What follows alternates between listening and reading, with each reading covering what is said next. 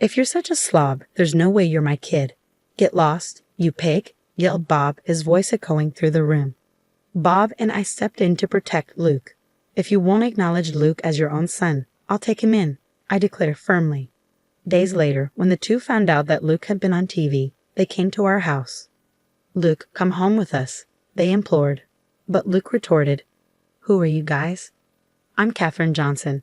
Ever since I lost my husband a few years ago, I've been living alone in a big house. It was lonesome, having no particular hobbies. Every day was unbearably dull. However, there was one thing I looked forward to, seeing my grandson Luke. Seeing my adorable grandson was the only thing that brought me comfort. My son Bob and his wife Michelle ran a nightclub together. It seemed to be flourishing, and the couple always seemed busy. After several years of marriage, they had a baby. Apparently, they wanted a girl and to make her the star attraction of their club. Even before the baby's gender was known, they bought tons of baby girl products, holding high hopes. However, the baby turned out to be a boy. The disappointment of the two upon knowing that it was a boy was profound. Once the baby was born, you'd think they'd find him endearing. That's what I optimistically thought, but it didn't go that way. Bob and Michelle showed no interest in the baby they had brought into the world, nor did they seem to care much for him.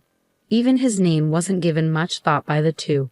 Fed up, I presented a few options, and from those, the couple chose the name Luke. The couple continued to show little interest in Luke. The two were determined to have a girl next time, but they never had another child. Michelle gradually began to harbor resentment towards Luke. "All our plans got messed up because you're not a girl. It's all your fault," she would often say, displaying a misplaced hatred towards him. Moreover, led by Michelle, Bob too began to adopt a cold attitude toward Luke. If I had intervened at that point, maybe things wouldn't have turned out this way. Eventually, Michelle stopped making meals for Luke. Instead, she'd leave a $5 bill on the table every day before heading to work, not returning until the early hours of the morning. Luke spent the long hours from evening to night alone. Just imagine how daunting it must have been for a young child to wait alone for his parents' return. With the money Michelle left, Luke had been buying his meals at the convenience store. Still a young boy, Luke didn't consider things like nutritional balance and would often buy sweets and potato chips to eat. Furthermore, there were times when he would eat convenience store meals that were about to be discarded. A child going to the convenience store alone daily is inevitably noticeable, and a sympathetic convenience store worker would secretly share some food with Luke. Thanks to this, even on days when Michelle didn't leave money, Luke was never without a meal. By the time Luke was in 3rd grade, his weight had exceeded 150 pounds. This was the result of his unhealthy diet of sweet bread, convenience store meals, and sweets every day. Bob and Michelle seemed displeased with this. Ever since Luke had put on weight, the two had been verbally abusive towards him. "Look at how fat you've gotten. Get a grip. You're not my child. You're just a fat burden. Get out. You're in the way." When I learned that they had said such things, it felt like my heart would burst. I often wondered how Luke felt hearing such harsh words from his father. Worried about him, I occasionally visited their house to check on him. From Bob and Michelle's tone, I had a hunch they were starting to resent Luke. I visited their home to confirm that they weren't doing anything terrible to him. One day, sadly, my fears came true. "There's no way a fat slob like you could be my child. Get lost, you pig." Bob's voice boomed as soon as I opened the door. Rushing towards the noise, I found Luke lying on the floor, his hand on his cheek, indicating Bob had hit him. "Bob, what are you doing?" I rushed over to Luke, pulling him towards me to shield him from Bob's rage. As I looked at Luke, he gazed back at me with a vacant expression, his eyes reflecting surrender. I regretted seeing such a young boy wear such a defeated look. Bob seemed unaware of my arrival, his eyes wide as if they were about to pop out. "Do you understand what you're saying? Luke is genuinely your child." I yelled at Bob. Though Bob is my son, I couldn't comprehend his actions. Even if Luke wasn't the daughter he had hoped for, I couldn't believe the treatment he was giving to his own innocent son. "If you don't acknowledge Luke as your child, I'll take him in," I declared firmly. Both Luke and Bob were taken aback by my sudden words. From there, the conversation moved rapidly, with Bob and Michelle seizing the opportunity to rid themselves of their problem. They eagerly accepted my proposal. "Thanks, Mom. Now I can concentrate on my business, right, Michelle?" Bob said, relieved. "Yes, thank you so much. Michelle added gratefully. On that day, a decision was made that changed the course of Luke's life. I took Luke in, the two of them said, their smiles the brightest I'd ever seen. Yet that smile made me sad. It made me realize how little they cared about Luke. I had been observing, thinking it would be best for Luke to be with his real parents, but I strongly regretted not taking him in earlier. On the hour-long way back to my house, Luke said, "I'm sorry. I'll grow up fast and move out." What on earth was he saying? When I asked him, Luke replied with a stoic expression, "You regret taking me in on a whim, don't you? You looked angry all along." "I look angry?" Luke nodded sadly. "No, I regret not doing this sooner. I should have let go of my notion sooner that you must be happier to be with your real parents." "Are you annoyed with me?" Luke looked at me with anxious eyes. I tightly hugged him. "No way. I know for sure that I love you more than those two." Luke seemed uncertain of how to react. He was freezing like a statue for a while. Then he mumbled softly, "This is the first time I've been hugged." Tears welled up in my eyes, and I swore to myself that I'd make this kid happy no matter what. From that day on, Luke transformed into a lively and cheerful kid. He started laughing more than I could have ever imagined, and he also became more talkative. Every day when he returned home from school, he would help prepare dinner while excitedly sharing the day's events. "You seem very cheerful today, Luke. Did something good happen?" "Do you know something funny happened today? While we were singing in music class, a sparrow flew into the room. The teacher was in such a frenzy. I was wondering why, and then she almost started crying, saying I can't handle birds." Remembering the events, Luke chuckled. He looked so cute and lovable that my heart melted. Since he started eating healthy meals at my place, Luke's physique became more standard. Although he maintained his childlike charm, his contours sharpened, making him look quite handsome. He shyly told me that the girls at school started talking to him more. Luke seemed happy every day, and I was relieved to see him that way. The day of the first parent-teacher conference since I took Luke in came. Luke's homeroom teacher made a suggestion. "Why don't you have him take an IQ test at the hospital?" This suggestion made me anxious. I felt like they were saying there was something wrong with Luke's intelligence. Is Luke falling behind the others? As I asked this, the teacher hurriedly waved his hands. "No, it's the opposite. From my experience, I believe Luke may be gifted." I was a bit puzzled by the unfamiliar term gifted. According to the teacher, gifted refers to children who possess innately higher abilities compared to their peers. The teacher handed me a piece of paper. This is a graph showing the change in Luke's grades. At a certain point, Luke's grades shot up significantly. Sure enough, the graph showed a sudden upward trend. Looking at the dates written on the x-axis, I realized that the change happened right after I took Luke in. I was surprised at how sudden it was, so I asked Luke, "Have you started going to a cram school or something? This increase is unusual." But that wasn't it. Apparently, Luke had been adjusting his results to avoid doing too well. I didn't quite understand what the teacher meant, so I turned to look at Luke, who was sitting next to me. Noticing my gaze, Luke began to speak. At my old home, if they found out I was doing well in school, they didn't like it. They'd say I was being cheeky, and I'd get hit more than usual. Luke shrugged his shoulders. So during tests, I would intentionally leave answers blank or get them wrong.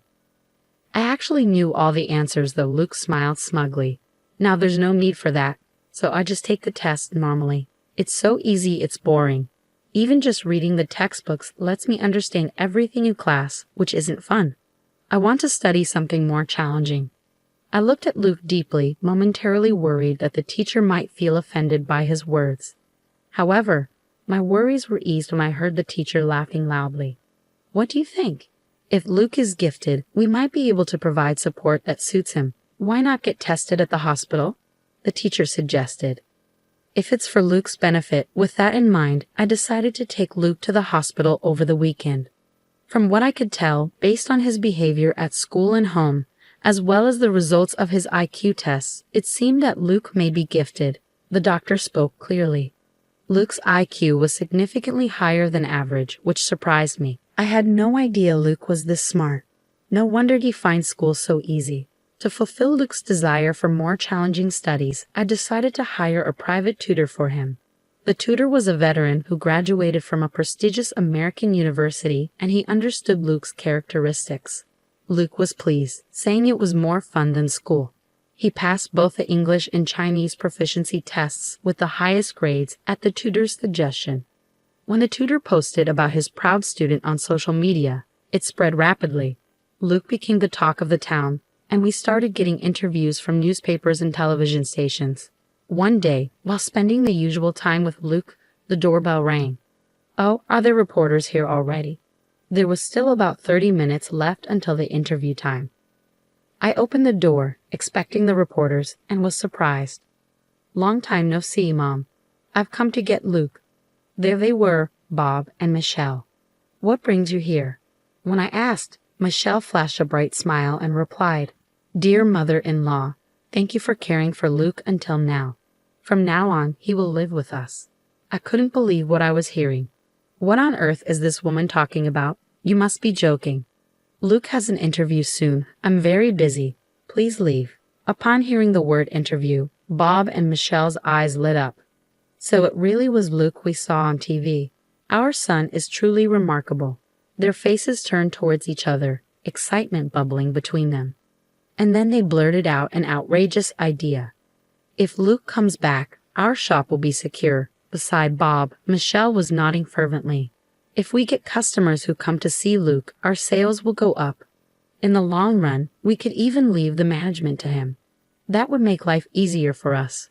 I was astounded at the self-serving thoughts of the two. After claiming that Luke isn't their child, they show up to take him back when they realize how talented he is. A child is Luke, not a possession of his parents. Don't you understand? I had reached the limit of my patience. Just as I was gearing up to give them a piece of my mind, Luke appeared behind me. Seeing Luke, Bob and Michelle broke into smiles. Their smiles only stoked my irritation. However, their smiles were shattered by a single phrase from Luke. "Who are you guys?" Luke asked, staring at the two straight on. They looked bewildered. "Who are we?" "We're your dad and mom. You're a beloved child who I suffered to give birth to," Michelle said, her words making me feel sick. How dare she call him her beloved child? Just as I was about to retort, Luke smirked and said, "My only family here is my grandmother." "I don't know you people who abandoned me," he stated firmly. "Luke, that woman is your grandmother, not your mother. Come back home with us." Bob tried to persuade him gently, but Luke glared at him. "My home is here with my grandma. Unlike you, she's always showed me love. You abandoned me, and now you want to reclaim me because you think I'm useful. You're not my parents." It was the first time Luke had ever raised his voice like that. Bob and Michelle cringed at his outburst. Bob, visibly irritated, tried to grab Luke's arm. Just as I was about to intervene, a voice called out from behind Bob. "Is what he said true? Did you abandon him?" Journalists began to gather around, their faces solemn. They had come to interview Luke. It was already the time of our appointment with them. Reporters surrounded Bob and Michelle, circling them and firing off questions. Later, this interview was broadcast on television with a sensational title, "The Sad Past of a Genius Boy, Confronting the Parents Who Abandoned Him." The impact was immense. The couple was lambasted on social media, and their business received numerous angry calls. How could you abandon him just because he wasn't a girl? People demanded, "Don't try to manipulate your child for your own convenience." On top of the angry calls, crowds of people apparently gathered to see the faces of these terrible parents. Needless to say, business couldn't operate normally under these conditions. In desperation, Michelle reached out to her parents for help, only to receive a cold response. "You reap what you sow. Deal with it yourself. We have no intention of helping anyone who abandoned their child." Bob and Michelle were universally scorned and abandoned. The two of them were reportedly upset, crying out, "Why is this happening to us?" Hopefully, this incident will be a wake-up call for them. Although given their current attitude, the prospects seemed bleak. After that incident, Luke and I quickly moved away. I wanted to cut ties with them. I couldn't stand going through this over and over. I respected his decision, and we moved far away to prevent the two of them from ever approaching Luke again. We would have sought legal measures if we could, but it seems it's hard to sever ties with biological parents, even if they are adoptive. In Luke's new school, he made a good friend who seemed to understand him well. Luke would bring him home, show him his homemade programming, and happily explain his points of interest. While I found Luke's interests a bit hard to follow, his friend seemed to understand, listening attentively and nodding as Luke explained. From time to time, they would be engrossed in a discussion about programming. Seeing Luke so happy always made me feel glad we moved here. Thanks to his new friend, Luke has been able to live freely and happily every day. I hope they continue to get along well and support each other.